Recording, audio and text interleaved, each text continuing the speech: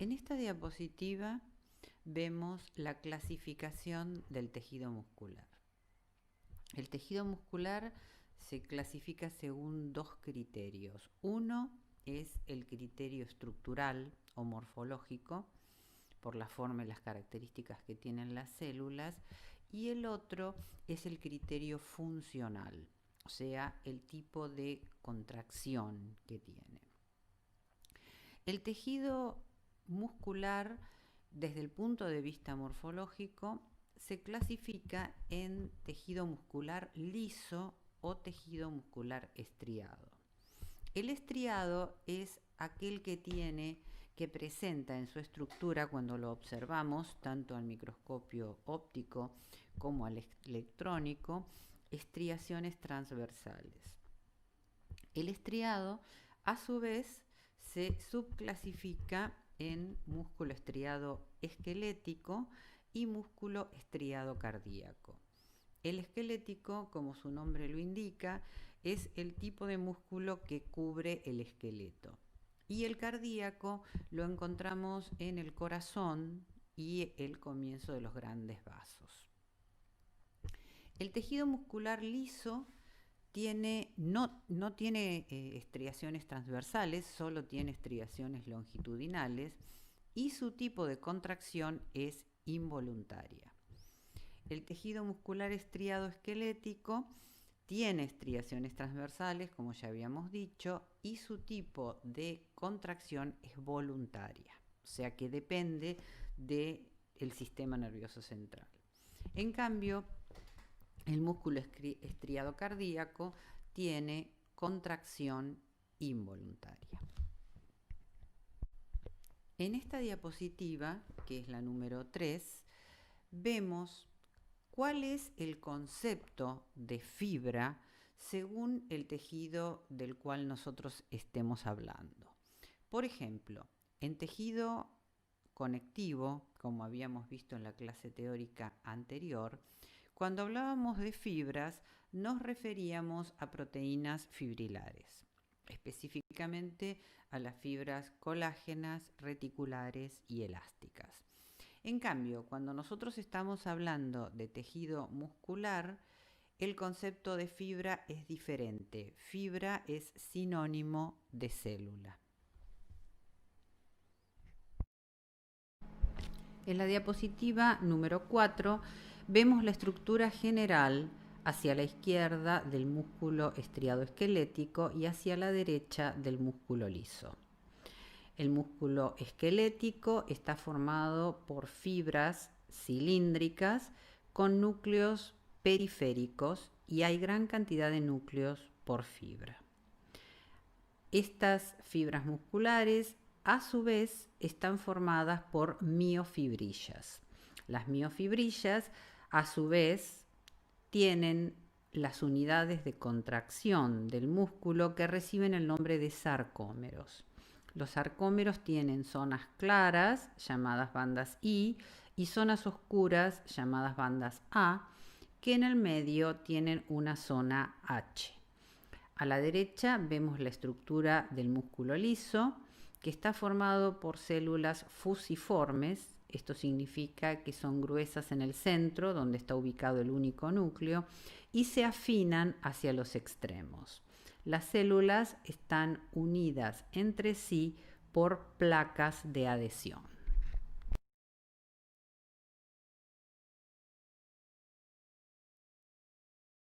La diapositiva 6 nos muestra una foto de microscopía óptica de un corte longitudinal de músculo estriado esquelético, coloreado con hematoxilina eosina.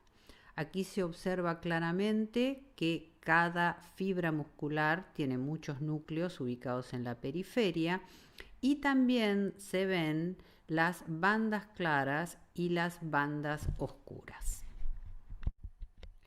En la diapositiva número 7 observamos también un corte longitudinal de músculo estriado esquelético, pero a un aumento muchísimo mayor y con otro tipo de coloración, con la coloración de azán, que es un tricrómico que tiene azocarmín y anilina, Con esta coloración y con este aumento podemos observar que las fibras musculares estriadas esqueléticas tienen zonas claras y zonas más oscuras.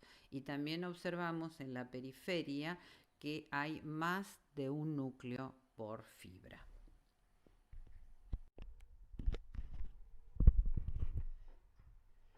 En la diapositiva número 8 vemos un corte de músculo estriado esquelético, pero transversalmente. Esa estructura triangular que encontramos en el centro de la figura es músculo estriado esquelético. Como ustedes pueden observar en este preparado, las fibras son cilíndricas de distintas formas y tienen varios núcleos por fibra que están ubicados en forma periférica. En la diapositiva número 9 vemos el tipo de tejido conectivo que rodea al músculo. O sea, este tejido conectivo une primero las fibras musculares, luego los conjuntos de fibras o fascículos y luego los fascículos para formar los músculos. Cada fibra muscular está rodeada por un tejido conectivo muy fino que recibe el nombre de endomisio, que está formado por fibras reticulares con vasos sanguíneos de pequeño calibre y fibras nerviosas también muy finas. Cada grupo de fibras, llamado haz o fascículo muscular, tiene a su alrededor un tejido conectivo que recibe el nombre de perimisio. Este tejido conectivo es más grueso y tanto los vasos sanguíneos como los nervios que transcurren por él son de mayor calibre. Y por último, el conjunto de haces o fascículos musculares que van a formar un músculo están rodeados por una capa de tejido conectivo denso, mucho más gruesa, en la que encontramos gran cantidad de vasos de mayor calibre, que recibe el nombre de epimisio.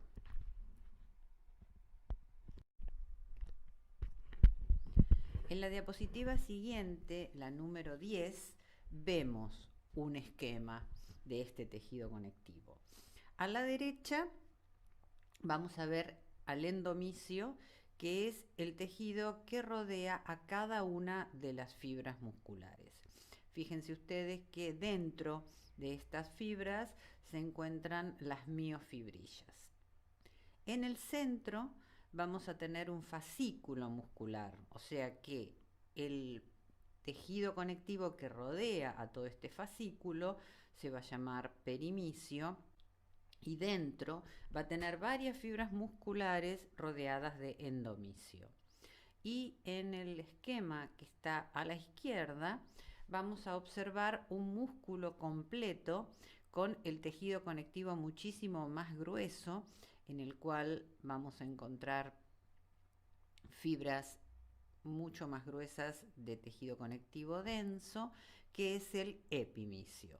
Dentro de este músculo vamos a encontrar varios fascículos musculares rodeados de perimisio, y dentro de cada uno de estos fascículos musculares vamos a encontrar varias fibras musculares rodeadas de endomisio. En la diapositiva siguiente, que ustedes observan es la número 11, encontramos a la derecha la estructura de un músculo donde se ven los tres tipos de tejido conectivo que lo rodea. En la diapositiva de la izquierda, que es una foto de microscopía electrónica de barrido, se hizo un tratamiento en el cual se destruyó a las fibras musculares y aparece solamente el tejido conectivo que lo rodea, que tiene una estructura muy, muy finita, que es el endomisio. O sea, en cada uno de estos huecos que nosotros vemos en la foto hubo una fibra muscular. En la diapositiva número 12 vemos los 3 tipos de fibras musculares esqueléticas que podemos encontrar según la función, según la actividad metabólica que tengan cada una de ellas. Estas es la foto de la izquierda, en la cual se hizo una técnica enzimática para detectar la mayor cantidad de enzimas del ciclo de Krebs. Las fibras musculares se clasifican según su actividad metabólica en rojas, intermedias y blancas. Estas diferencias de tono se pueden encontrar a simple vista.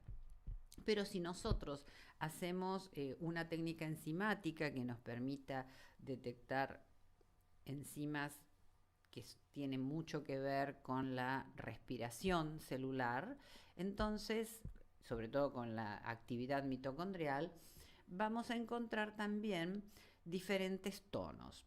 En esta diapositiva de la izquierda vemos que las fibras rojas son las que tienen mayor cantidad de mioglobina, mayor cantidad de citocromos, mayor cantidad de mitocondrias y tienen una contracción lenta.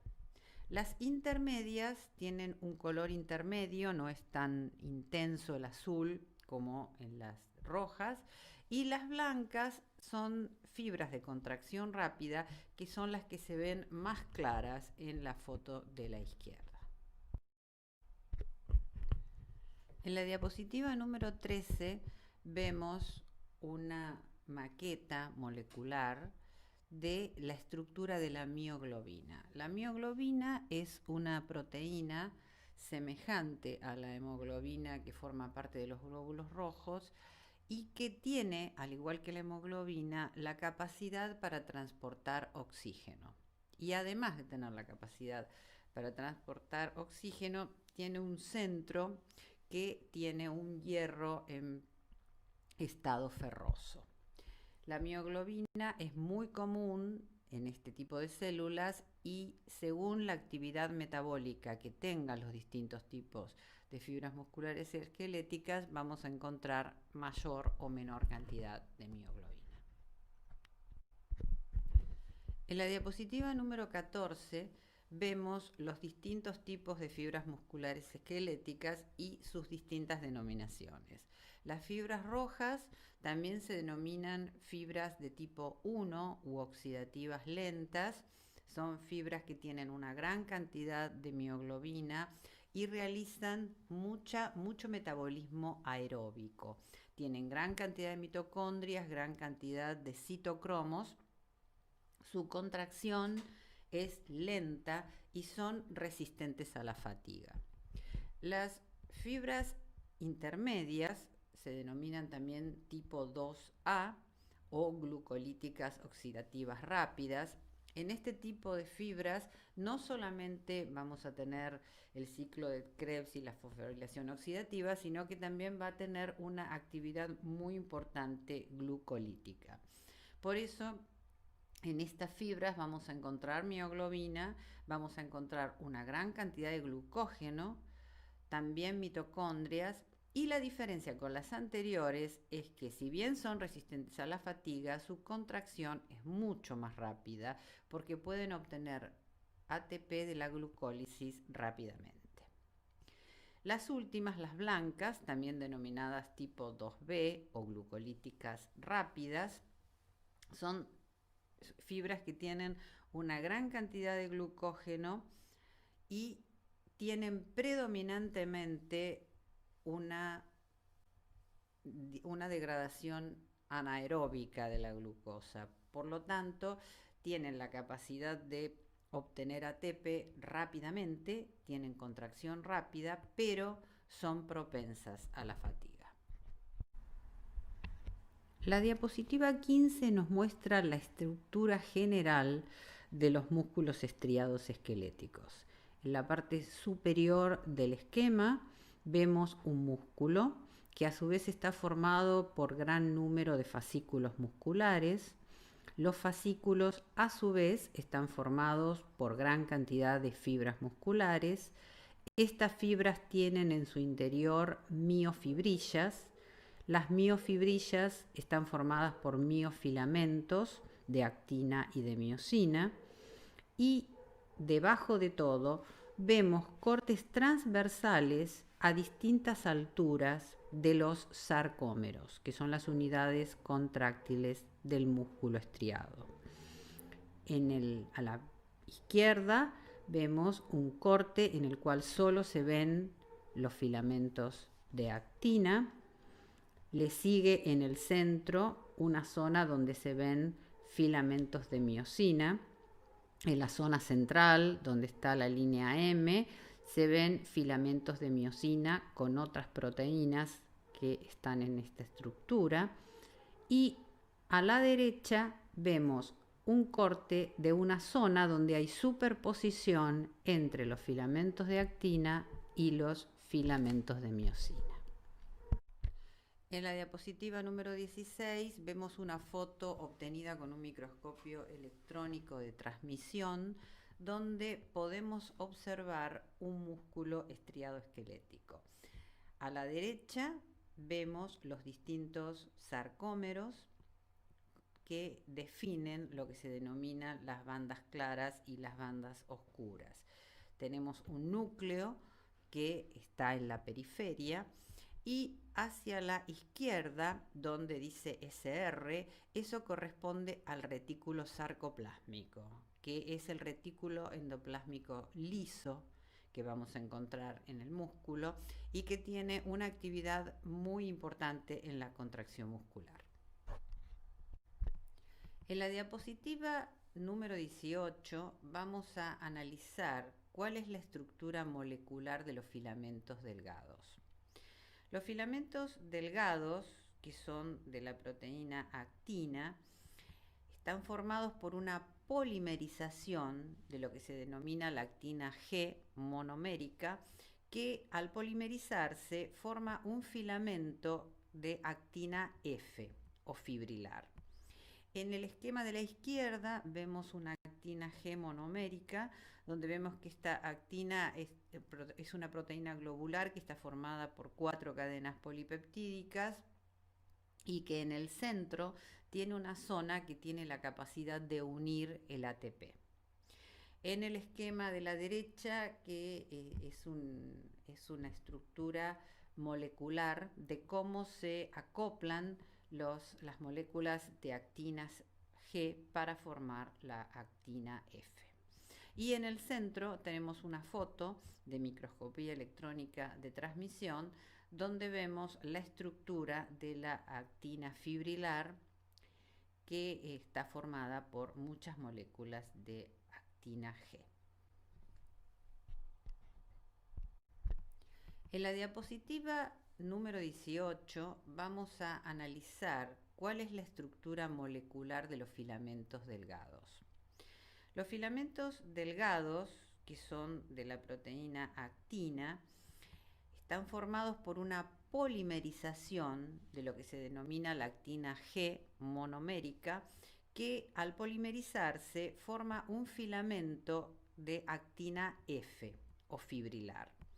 En el esquema de la izquierda vemos una actina G monomérica, donde vemos que esta actina es una proteína globular que está formada por 4 cadenas polipeptídicas y que en el centro tiene una zona que tiene la capacidad de unir el ATP. En el esquema de la derecha, que es una estructura molecular de cómo se acoplan las moléculas de actinas G para formar la actina F.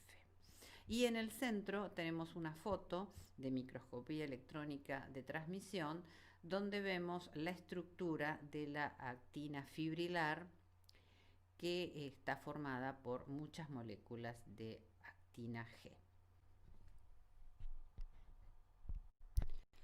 En la diapositiva 19 vemos que los filamentos delgados no están formados solamente por actina, sino que hay otras 2 proteínas muy importantes que contribuyen a la contracción muscular, que son la tropomiosina y la troponina. La tropomiosina es una molécula alargada que también forma una estructura helicoidal acompañando a las moléculas de actina, mientras que la troponina es una proteína que tiene 3 subunidades. Una, la troponina T, que tiene la capacidad de unirse a la tropomiosina. Otra, la troponina I, que tiene la capacidad de unirse a la actina. Y otra es la troponina C, que se puede unir al calcio, que es el ion que desencadena la contracción muscular. O sea que dentro de esta molécula, dentro de estos filamentos finos, la molécula de troponina forma un sistema regulador. En la diapositiva 20 vemos la estructura de los filamentos gruesos, que están compuestos por la proteína miosina 2. La miosina 2 está formada por 6 cadenas polipeptídicas. 2 cadenas pesadas, que son las que se encuentran coloreadas de celeste, que tienen una cabeza que está a la izquierda y una cola que está a la derecha, y tienen una forma semejante a un palo de golf. Y 4 cadenas polipeptídicas livianas, de las cuales 2, las que están coloreadas de rojo, reciben el nombre de cadenas livianas esenciales, y las otras 2 que están coloreadas de amarillo reciben el nombre de cadenas livianas regulatorias. Arriba a la derecha se ve cómo se ubican los filamentos gruesos de miosina 2 en la banda A del sarcómero. Se ve que hacia la izquierda están las cabezas y hacia la derecha también hay cabezas, y en el centro hay una zona que se llama la zona desnuda, que correspondería a la zona de la banda M, donde están solo las colas de la miosina 2. En la diapositiva número 21 vemos un diagrama del sarcómero. El sarcómero no está formado solamente por moléculas de actina y de miosina, sino que hay otras estructuras, otras moléculas proteicas que le dan estabilidad a esta formación.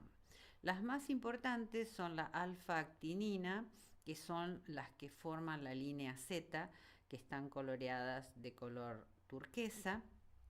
Y aparte, en el medio vamos a encontrar otros tipos de proteínas, como por ejemplo la proteína C, también coloreada de turquesa, y las proteínas de la línea M, que es la línea central, que están coloreadas de marrón. En la diapositiva número 22 vemos una proteína que tiene una actividad muy importante en el músculo, que recibe el nombre de distrofina. Esta proteína tiene la capacidad, por un lado, de unirse a la actina dentro del citoplasma de la célula o fibra muscular, y en la zona extracelular, tiene la capacidad de unirse a la laminina, que es una glucoproteína multiadhesiva, como habíamos visto en tejido conectivo, y también al colágeno y a glucosaminoglicanos. Cuando existe una falla genética de esta proteína, se produce una enfermedad muy grave que trae trastornos, sobre todo en la locomoción, que recibe el nombre de distrofia muscular de Duchenne. En la diapositiva número 23 vemos el sarcómero en distintos estados funcionales. ¿Qué significa esto? Que el sarcómero no tiene la misma longitud si un músculo está distendido o un músculo está contraído. En el centro, el esquema del centro muestra el músculo relajado, en reposo, mientras que el esquema superior muestra un músculo distendido y el inferior un músculo contraído. Cuando el músculo está distendido, la línea I aumenta su longitud. Y cuando el músculo está contraído, la línea I disminuye su longitud. La banda A nunca cambia de longitud por más que cambie el estado de contracción del músculo. En la diapositiva número 24 vemos en forma tridimensional el esquema de una fibra muscular esquelética. Lo que tenemos rodeando la fibra en color celeste claro es el sarcolema, o sea, la membrana plasmática de la fibra muscular, y en el centro vemos una gran cantidad de miofibrillas, que son estas estructuras cilíndricas que vemos aquí.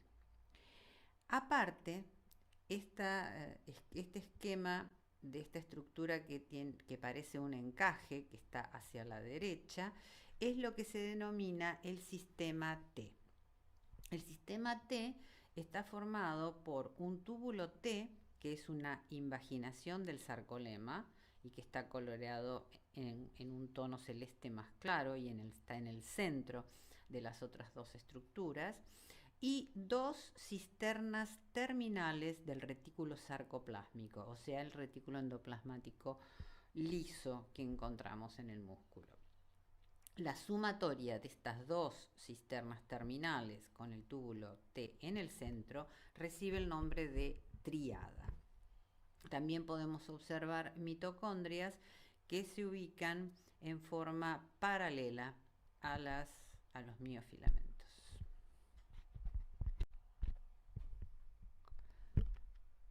En la diapositiva número 25 vemos cómo se desencadena la contracción muscular. O sea, una neurona, que es lo que se encuentra en la parte superior del esquema de la derecha, emite una prolongación que recibe el nombre de axón.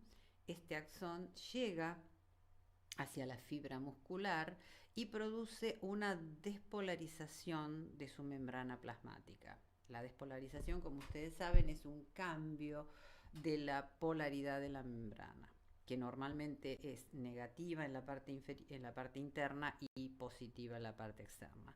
Cuando cambia esa polaridad, decimos que la membrana se despolariza.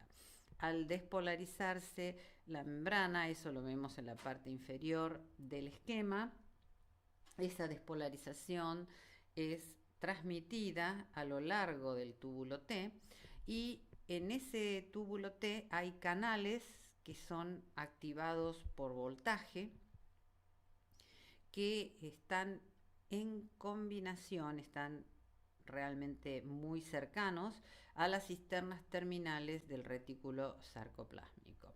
Estas cisternas lo que hacen es liberar calcio al citosol, y cuando aumenta el ion calcio en el citosol, eso desencadena la contracción muscular. O sea, el calcio se une a todo este sistema que vimos antes de filamentos finos y gruesos y desencadena la contracción muscular. En la diapositiva número 26 vemos el ciclo de la contracción muscular. En la parte superior, que es un esquema de cómo están la actina, el filamento fino de actina y el filamento grueso de miosina en un músculo en reposo, vemos que los dos tipos de filamentos están separados. Cuando aumenta, es la parte B, cuando aumenta la concentración de calcio en el citosol, la cabeza de la miosina cambia su estructura molecular y se une a la actina. Luego que se produce la unión de la actina con la miosina, se libera ADP y fósforo inorgánico. Y cuando se libera ADP y fósforo inorgánico, cambia nuevamente la estructura de la cabeza de la miosina y desplaza hacia la izquierda la molécula de actina, que es lo que vemos en la zona D. Luego, en E, se produce una unión de ATP a la cabeza de la miosina, que tiene un sitio para unión de ATP, y al producirse la unión del ATP con la cabeza de la miosina, la actina y la miosina se separan y el proceso vuelve a comenzar. En la diapositiva número 27 vemos cómo es la estructura de la actina y la tropomiosina cuando hay calcio y cuando no hay calcio. Como habíamos dicho antes, el músculo estriado esquelético es de contracción voluntaria. Entonces, para contraerse voluntariamente, para llevar el mensaje del sistema nervioso central que le indica que se tiene que contraer, hay un sistema, un tipo de unión especial que es la inervación motora, y esta estructura se llama unión neuromuscular. En esta foto que vemos acá, que es una foto de microscopía óptica con un gran aumento, en rojo están las fibras musculares esqueléticas y coloreadas con una impregnación argéntica están en el centro las fibras nerviosas que emiten axones hacia las distintas zonas de las fibras musculares para producir la despolarización. En la diapositiva número 29 vemos a la derecha un esquema de esta unión neuromuscular y a la izquierda una foto de microscopía electrónica de transmisión de la misma estructura. Al final de esta prolongación nerviosa hay una estructura que es la que en el esquema de la derecha vemos coloreada de rosa, que tiene una gran cantidad de mitocondrias en su interior y tiene una serie de vesículas pequeñas que reciben el nombre de vesículas sinápticas. Esta estructura se ubica en una hendidura que hay en la fibra muscular esquelética que recibe el nombre de hendidura sináptica. Cuando viene el mensaje de despolarización a través de la membrana plasmática de la fibra nerviosa, se abren canales que permiten que estas pequeñas vesículas, llamadas vesículas sinápticas, sean liberadas hacia la zona que se encuentra entre la terminal sináptica y el músculo, que recibe el nombre de hendidura sináptica.